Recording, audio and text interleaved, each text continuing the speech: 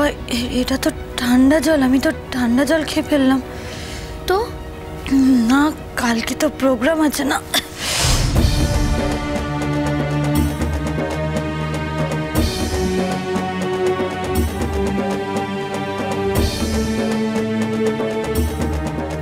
এই মেঘলা, মেঘলা প্লিজ, তুমি কিন্তু আমাকে ডুবিয়ে দিও না। এই এই তুই একটা কাজ কর, এক্ষুনি গরম জলে গার্গল কর যা। ইস, আমাদেরও তো খেয়াল নেই ওকে বলার। কি কাণ্ড করলে বলো তো? কিচ্ছু হবে না, তোর তো গলাটা ঠিকই ছিল। আর বাকি ফুচকাগুলো খেয়ে নে। আমি আর খাবো না দিদিভাই, আমার খুব ঝাল লাগছে। আরে কোথায় ঝাল? খুব একটা ঝাল নেই তো। আর যদি বেশি ঝাল লাগে তাহলে ওই ঠান্ডা শরবতটা আছে, খেয়ে নাও, ঝালটাও কমে যাবে, হজম হবে, খাও না। না, ও আমি আনছি, তুই একটু দাঁড়া, আমি তোর জন্য শরবত নিয়ে আসছি।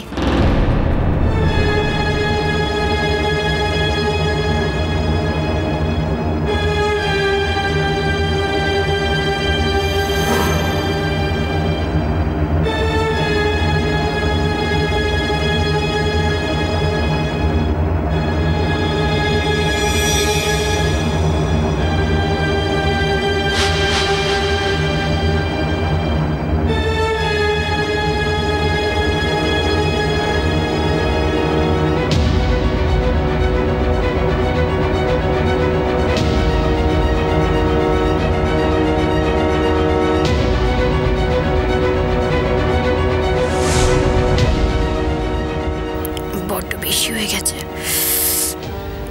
একটু জল মিশিয়ে দিই।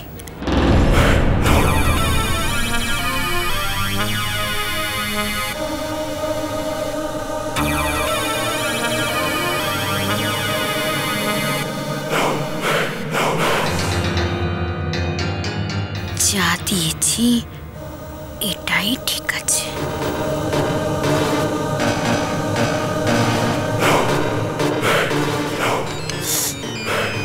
এনে বাবু, এটা খেয়ে নে, ধর।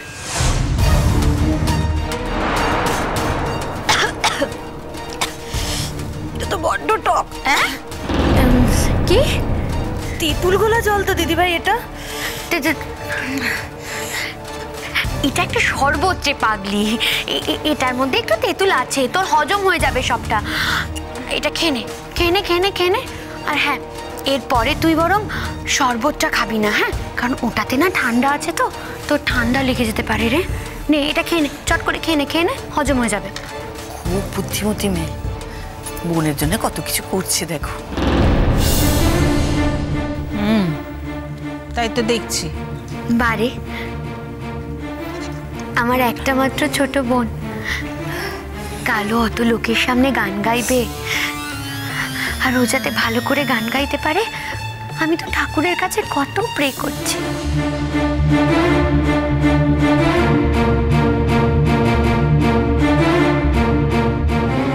খা মেঘলা, খা, ঠিক হয়ে যাবে, দেখ। মেঘলা, কাল কিন্তু তোমাকে আমার মুখটা রাখতেই হবে। কালকে আমার মানে কলেজে একটা সাংঘাতিক প্রেস্টিজ ফাইট, বুঝেছো তো?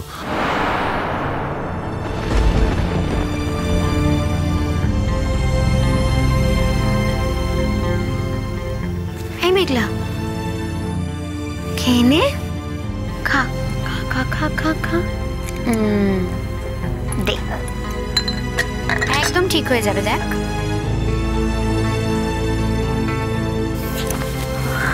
এই মেঘলা, খোল না বাবা শাড়িটা। তুমি দেখে নাও না দিদিভাই।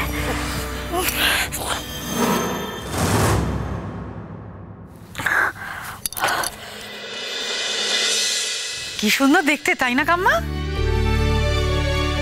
দেখি দেখি, দাঁড়া। তোকে কিন্তু কালকেটা পরে দারুণ বানাবে, জানিস? দেখবি খুব সুন্দর লাগবে, খুব সুন্দর হয়েছে না? দারুণ, দারুণ বানাবে। আমার ছেলের রুচি আছে বলো।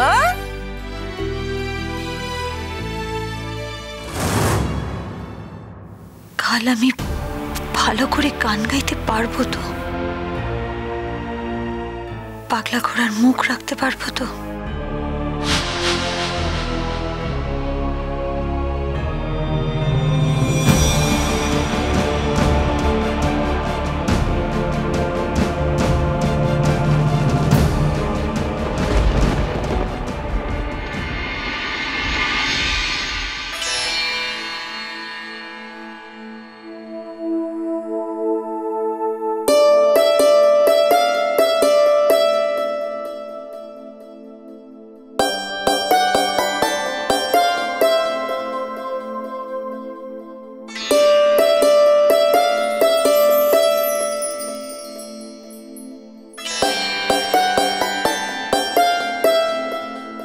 বাহ,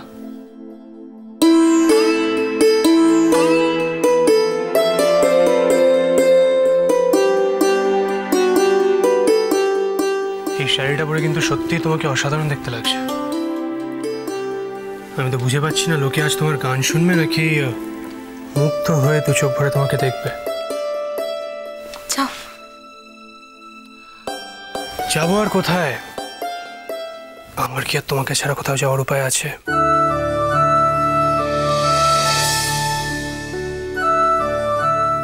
আজ কিন্তু তোমাকে খুব ভালো করে গাইতে হবে, ওকে? আমার খুব ভয় করছে অনুরাগ। কেন? অত লোক ওখানে, আর তাছাড়া তুমি তো গান গাইতে গেলে কোনোদিন ভয় পাও না মেঘলা। আর তাছাড়া গান গাওয়ার সময় তো আশেপাশে কে আছে বা কারা আছে কোনো কিছুই তোমার খেয়াল থাকে না। আমি জানি এই মুহূর্তে হয়তো তোমার একটু টেনশন হচ্ছে, দ্যাটস ওকে। কিন্তু তুমি দেখো, ওখানে স্টেজে দাঁড়িয়ে তোমার এসব কিচ্ছু মনে থাকবে না, শুধু নিজের গানটা মনে থাকবে। আর তারপরেও যদি তোমার একটু টেনশন হয় তাহলে একটা কাজ করতে পারো, গানটা আমার চোখের দিকে তাকিয়ে গাইবে। আমি তো সামনেই কোথাও বসবো। আর তাছাড়া আমি তো এটা ভাবতে ভালোবাসি যে তুমি যখনই গান গাও শুধুমাত্র আমার জন্য গাও।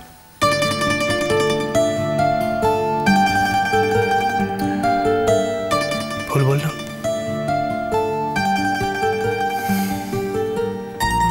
আচ্ছা, আমাদের বোধহয় এবার বেরোনো উচিত, আমাদের তো গিয়ে আবার অ্যারেঞ্জমেন্টগুলো চেক করতে হবে। বাবি বোধহয় আজ আমার গানের কথা জানে না, তাই না?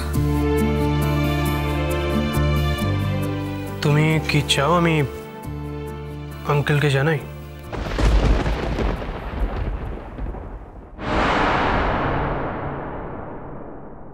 বাবি কি জানলেও আসতো? আসতো না। বাবির তো আমাকে নিয়ে আর কোনো আগ্রহই নেই। ওইসব ভাবছো বলেই কিন্তু তোমার মনটা এরম খারাপ হয়েছে। দেখাই যাক না আজ কি হয়। কিসের? না মানে অনেক কিছুই তো অপ্রত্যাশিতভাবে ঘটে যায়, মানে আনএক্সপেক্টেড, ইউ নো। কি যে বলো তুমি? বাবি কি আমার গান শুনতে চলে আসবে নাকি?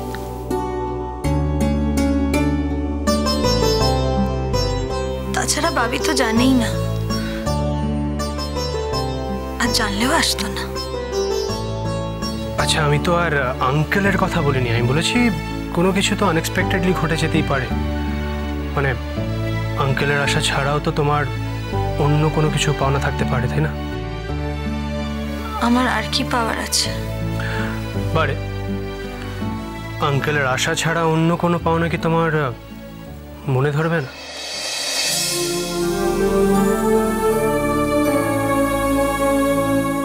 আসলে আগে কোথাও গান গাইতে গেলে দুজন মানুষ সব সময় আমার পাশে থাকতেন। এক আমার বাবি, অন্য একজন আমার গুরুজি। আজ দুজনের কেউ নেই। গুরুজি তো বাড়িতেই নেই, আর বাবি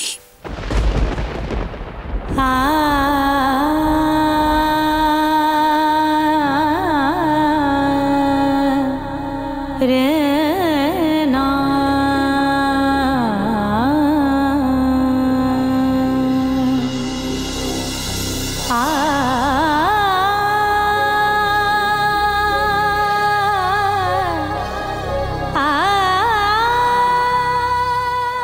এভাবে কষ্ট পেও না মেঘলা।